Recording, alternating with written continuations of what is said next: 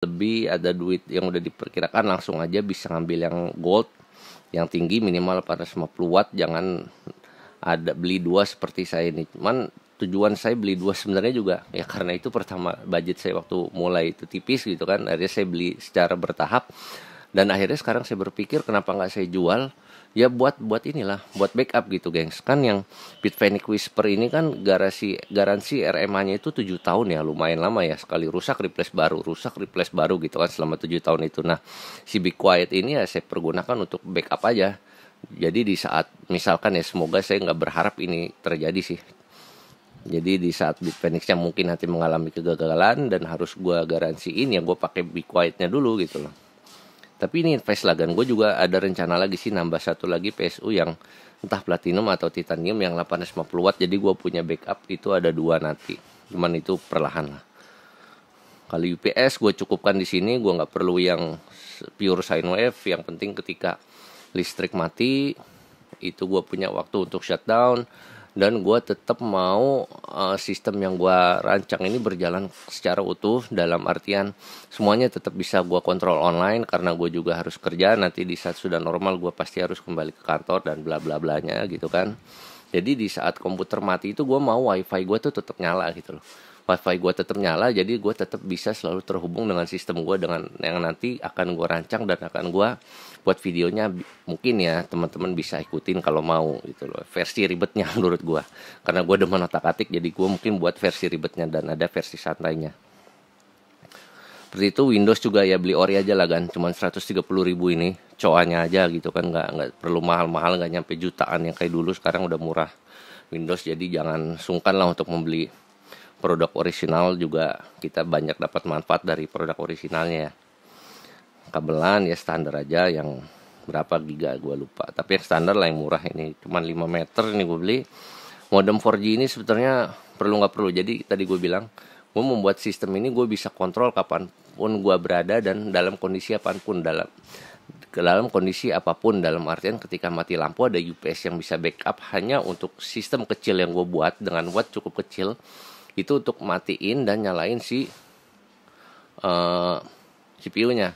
Dalam artian ketika mati lampu itu dengan daya UPS yang gue punya 1500 kVA itu, kalau misalkan dengan beban kecil yang gue miliki hanya untuk sistem memantau aja, itu mungkin bisa bertahan sekitar 5-6 jam, 4 sampai ya mungkin sekitar 4-6 jam lah. Itu cukup waktu lah ya untuk mematikan, karena porsi PLN mematikan di daerah gue pribadi itu ketika ada pemadaman berkala aja, itu paling lama itu 4 jam. 4 jam itu pasti udah nyala gitu loh. Makanya gue beli yang 1500 kVA dan beban sistem security backup gue itu hanya memakan daya sekitar 50 watt. Jadi cukup lama. Itu modem 4G gue peruntukan untuk itu. Sebetulnya ini juga perlu nggak perlu kembali lagi, karena di sistem security backup itu gue WiFi itu udah nyolok ke UPS guys. Jadi jaringan internet yang gue pakai di sini kan First Media. Di situ dia modemnya itu udah nyolok ke UPS. Jadi insya Allah ketika listrik mati pun dia tetap nyala. Jadi gue masih bisa koneksi ke situ. Nah, tapi ini modem 4G gue pakai sekali lagi benar-benar untuk backup. Kalau misalkan First Medianya mati, listrik mati, modem 4G ini insya Allah masih bisa nyala. Seperti itu sih. Kemudian alat-alat bersih, kompres air, stabilizer ini penting. Menurut gue stabilizer ini lebih penting daripada UPS lah ya. Kalau UPS komputer mati ya udah matilah. Paling nanti permasalahannya kalau memang sering mati nyala lagi itu ada di PSU kita. Makanya usahakan PSU yang dibeli itu yang bagus kalian, gak usah takut. Jadi kalau ada apa-apa insya Allah semuanya bisa dihandle dengan PSU, antara overvolt atau undervoltnya itu bisa ditangani sementara oleh PSU gitu. Dan kalaupun PSU-nya meleduk, mudah-mudahan sih nggak nyampe ke komponen kita gitu. Nah, untuk mencegah itu makanya penting banget nih stabilizer. Di UPS ini sebenarnya udah ditulis ada APR-nya, automatic voltage regulator-nya kan, cuman gue nggak terlalu percaya. Gue lebih baik beli stabilizer sendiri untuk menstabilkan listrik dari yang dikeluarkan oleh si UPS, baru terkoneksi ke sistem rig kita. Kurang lebih seperti itu. Terus ini ada hub itu gabungan, USB extender. Ini juga nggak terlalu perlu. Nah di sini sudah saya kasih warna. Yang saya kasih warna kuning ini mayoritas opsional, kayak PSU ini cukup satu, modem 4G juga opsional. Agan mau beli apa nggak masalah. Alat bersih kalau yang nggak mau ya nggak apa-apa. Casing juga kan bisa seadanya ya, namanya rig mining gitu kan. hub juga ini nggak terlalu perlu gitu. Tapi ya inilah yang saya beli semuanya. Saya keluarkan secara total sampai akhir Desember ini sejumlah 49.309. Kurang lebih seperti itu guys. Nah, kemudian kalau saya baca di forum-forum yang saya ikuti juga kan banyak ya tuh yang bertanya sebenarnya dengan modal sekian VGA-nya apa sih gitu kan, yang cocok kan sistemnya apa. Ini saya udah buat sederhana saja karena banyak sekali dan masih cukup bagus juga nih RX 580 Polaris card ini, masih sangat cukup bagus untuk mining sekarang ini, apalagi yang versi 8GB. Yang 4GB-nya aja sekarang kita sudah bisa mining kembali di Ethereum Classic kan, apalagi yang 8GB gitu kan. Nah, untuk total harga VGA sejauh ini yang sudah saya keluarkan kan, kalau kita lihat totalnya di sini sekitar 30 juta guys ya. Nah, kalau komparasi 30 juta itu dengan RX 580 dengan harga satuannya saya tulis di sini 2 juta. Itu dengan harga 30 juta kita bisa dapat 15 loh, bayangin 15. Sedangkan dengan yang saya keluarkan 30 juta itu di sini hanya bisa dapat berapa? 1 3 5 kan, hanya bisa dapat 5 gitu loh. 5 dibanding 15 kan jauh banget, guys. Tapi nggak itu aja sebenarnya yang bisa kita lihat di sini, yang jelas saya tulis itu, yang bisa saya komparasi itu. Pertama efisiensinya. Dengan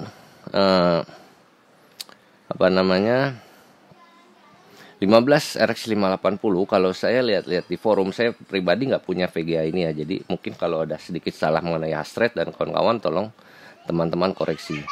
Nah, untuk algoritma ETH mining Ethereum itu hash rate yang dihasilkan oleh satu pieces RX 580 itu saya ambil rata-rata 30 kemudian dikalikan jumlahnya 15 di sini, maka akan menghasilkan 450 MHz untuk ETH Ethereum ya. Dan watt yang dipergunakannya saya tulis di sini satu kartu 85 watt dikalikan dengan C5 itu 15 watt. Watt usage-nya jadi saya asumsikan untuk sementara sebesar 1275 watt. Karena itu memiliki efisiensi tinggal dibagi saja J5 dan K5-nya menghasilkan efisiensi sebesar 0,35. Nah, sedangkan gado-gado versi saya ini itu menghasilkan hash rate yang jauh lebih kecil, hanya 248 dari 5 kartu tadi, dan watt usage-nya juga jelas jauh lebih kecil, gengs. Hanya 650 watt karena itu efisiensinya ketika kita hitung itu lebih bagus 0,38. Udah gitu ada satu faktor lagi yang perlu teman-teman perhatikan juga ketika membeli VGA ini, yaitu faktor garansi. Jangan lupa kita ini mining kan ekstrim, 24/7 harus jalan mulu, listrik mati nyala habis itu harus jalan lagi 24/7 gitu kan. Garansi ini penting banget. Dengan membeli kartu baru itu minimal garansi yang gue dapatkan harusnya minimalnya itu 1 tahun. Bahkan ada yang nyampe 2 tahun dan ada yang nyampe 3 tahun. Cuman rata-rata kartu punya gue itu garansi distributornya 2 tahun, lumayan kan. 2 tahun kalau ada kerusakan apa-apa kita entah dibalikan kartunya, diservis atau ditukar baru, itu kan udah lumayan banget guys selama 2 tahun loh.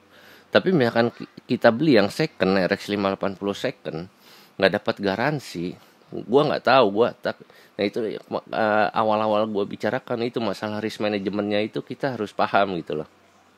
Karena kan bisnis ya, namanya bisnis itu udah pasti kita akan bisa mendapatkan keuntungan yang sebesar-besarnya, tapi juga bisnis menyuguhkan resiko yang jelas banget gitu loh. Jadi kita harus bisa melihat itu, jangan mau ininya aja, enaknya aja gitu kan. Kita harus pertimbangkan berbagai banyak hal gitu. Jadi dari sisi efisiensinya pun yang gua dapatkan dengan kartu baru sekarang ini tuh udah 0,38, jauh lebih besar dari RX 15 piece RX 580 8GB, kurang lebih seperti itu, dan dengan garansi gitu kan. Kemudian satu lagi, listrik rumah gua itu sekarang hanya 900 watt, gua belum mau naikin. Dan gado-gado versi gua ini sangat ramah lah, cuman menghasilkan 650 watt gitu gengs. Di listrik 900 watt itu masih dapat banget, masih nyala banget. Emang agak kritis sih, dalam artian gua dengan kondisi 650 watt semua kartu mining itu yang bisa nyala itu cuman ini listrik gua, kulkas ya sama lah, paling TV ya lampu-lampu kipas 3 biji itu masih kuat, kipas sekitar 35 watt ya, ada 3 biji masih kuat lah, masih bisa dihandle gitu. Nah kalau udah mau nyuci, AC jelas gua nggak bisa nyala nih, benar-benar nggak bisa nyala AC gara-gara gua darik, tapi nggak apa-apa lah, kipas cukup gitu kan. Kalau mau nyuci, mau nyetrika, mau masak pakai blender atau apa ya, gua harus korbankan satu atau dua kartu, bahkan tiga kartu nih. Kalau nyetrika itu kan setrikanya lumayan gede wattnya gengs ya. Jadi kalau pas lagi nyetrika itu gua harus korbankan 3 VGA mati dulu, nggak mining dulu, nggak beroperasi gitu. Kemudian sekarang begitu teman-teman mengetahui dengan settingan 15 RX 588 GB dibandingkan dengan konfigurasi VGA gado-gado milik saya, mendapatkan nilai efisiensi lebih rendah kalau dengan 5 VGA gado-gado milik saya. Apakah teman-teman harus mengikuti gado-gado milik saya seperti itu? Enggak juga sih. Sebetulnya ini yang bagi saya dibilang sedih juga, ya enggak juga, ya gimana lagi, karena itu kan semua tergantung ya. Tergantung dalam artian karena rumah saya sendiri listriknya hanya sanggup menahan beban sebesar 900 watt. Itulah yang menjadi dasar utama kenapa saya akhirnya memutuskan untuk hanya membeli 5 VGA yang sekarang terpasang pada rig mining yang saya miliki sekarang. Kalau ngobrol masalah pendapatan yang dihasilkan, 450 MHz yang dihasilkan oleh 15 VGA RX 588 GB itu berapa sih? Nah, teman-teman bisa cek di website ini, What to Mine. Teman-teman bisa pilih di menu GPU ini, coins. Nah, di sini teman-teman bisa masukkan VGA-nya RX 580, misalkan tadi tulis 15. Oh ya, listrik yang saya tuliskan sebesar 1200 watt di Excel tadi itu sebetulnya belum menggambarkan listrik yang nanti akan berjalan sesungguhnya guys ya. Kalau untuk gado-gado rig mining saya itu sudah menggambarkan listrik yang berjalan pada wall ya. Biasanya kita nyebutnya wall, listrik yang berjalan pada wall atau berjalan pada keseluruhan yang dipasang instalasi listrik di rumah itu kenanya berapa watt. Nah, kalau untuk gado-gado 15 RX 580 hitungan saya 12.200 watt itu hanya berdasarkan VGA-nya aja ya, belum secara keseluruhan sistemnya. Nah, kalau untuk secara keseluruhan sistem mungkin bisa sekitar 1.500 atau 1.600 watt lah mungkin teman-teman. Tapi gue kurang tahu juga karena gue belum pernah settingnya sebanyak itu. Nah, ini kita cek aja di What to Mine. Kita tuliskan di sini 15 580 terus diklik. Nah, di sini ketahuan tuh penggunaan wattnya. Kalau berdasarkan 580 ini 15 biji sebesar 1950 watt ya. Kalau misalkan coba kita cek dulu, misalkan nah saya ini ada 50 TI-nya nggak ada, berarti saya di sini ganti aja pakai ini nih 80 660 ya, nggak jauh kan, beda 10 watt aja. Nah, ada kemungkinan besar juga 580 kalau kita punya 15 itu listriknya kena sebesar 1950. Kalaupun misalkan dikurangin oke lah, misalkan semuanya efisien cukup bisa dapat 1750 ya. 1750 kita dengan MHS-nya 450 tadi 450 MHS seperti ini. Tekan saja cari tombol calculate, teman-teman bisa cek nanti akan keluar hasilnya. Di sini bisa teman-teman perhatikan hasilnya. Jika teman-teman menyewakan hash power dari RX 588 GB sebesar 15 pieces itu di nice hash, maka teman-teman akan mendapatkan profit sebesar 15,47 dolar kotornya, sedangkan bersihnya setelah dipotong biaya listrik itu sebesar 11,27 dolar. Nah, kalau teman-teman mining langsung di mining pool untuk menambang Ethereum itu kurang lebih kalau berdasarkan website What to Mine itu dapat seharinya 14,85 dolar dan bersihnya sebesar 10,65 dolar.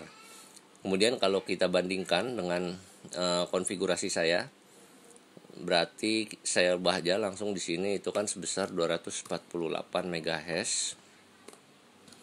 8 MHz wallnya oke, saya ikutin misalkan 660 di sini, terus tekan calculate.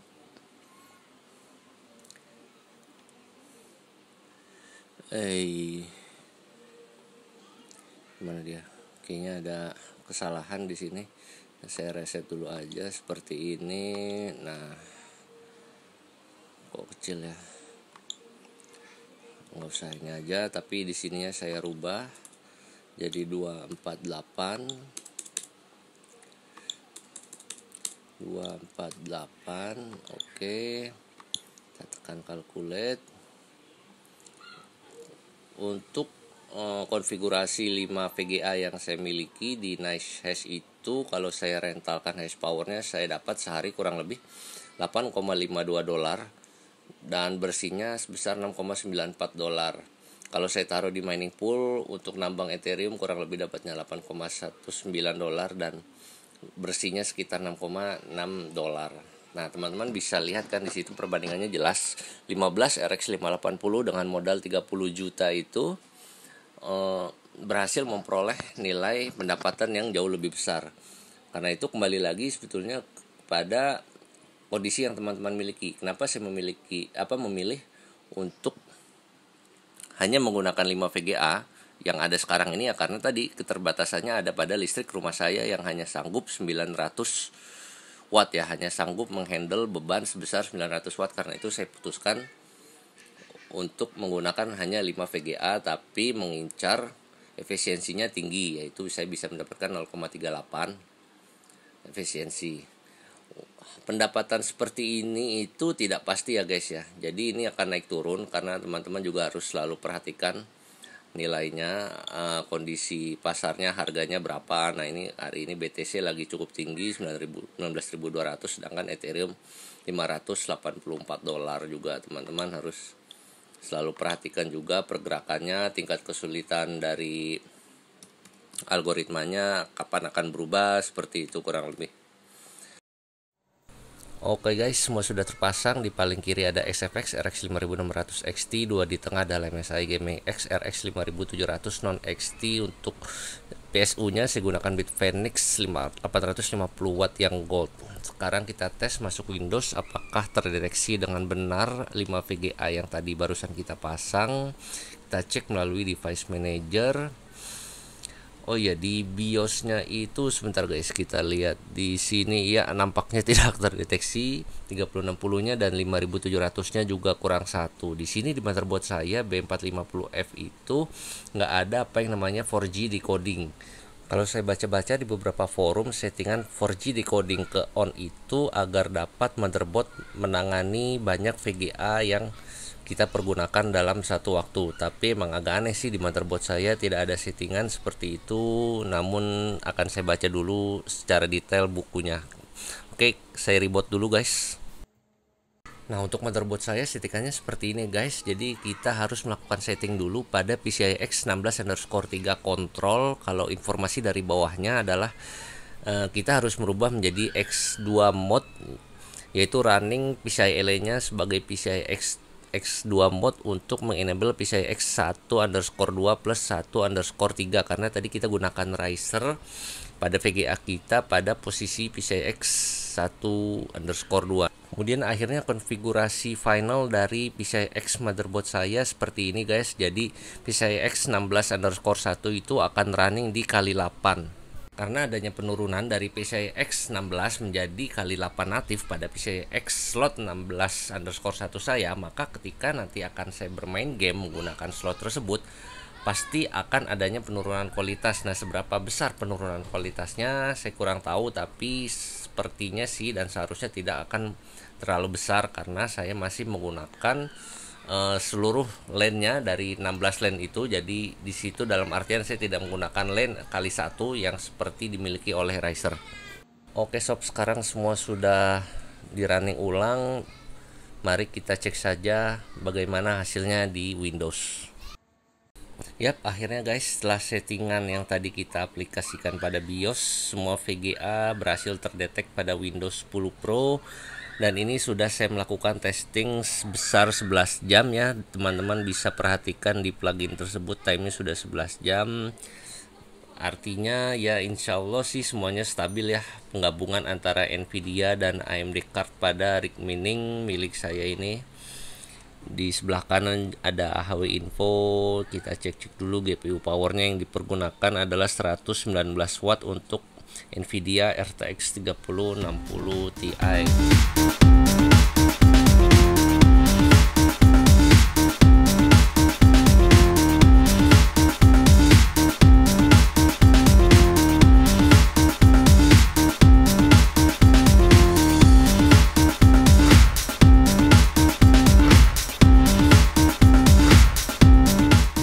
Cek untuk grafik card dari AMD melalui software Adrenalinnya, terbaca semua 4 GPU, yaitu 2 kali RX 5600 XT dan 2 kali RX 5700 XT.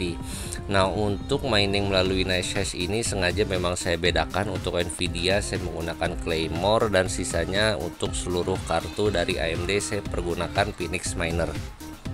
Kemudian kalau ditanya apakah Claymore adalah software mining terbaik untuk Nvidia, tidak juga. Namun untuk sampai saat ini saya masih mengetes menggunakan Claymore saja, terutama untuk ET hash-nya yang saya instalasi melalui NiceHash. Sepertinya Claymore lebih tinggi daripada Phoenix Miner, dan juga bukan alasan itu saja kenapa sengaja saya bedakan, karena beberapa GPU tentu akan mengalami shutdown dari saya pribadi, terutama ketika saya bermain game. Hal itu saya lakukan untuk menjaga-jaga agar listrik rumah saya tidak jeplak guys.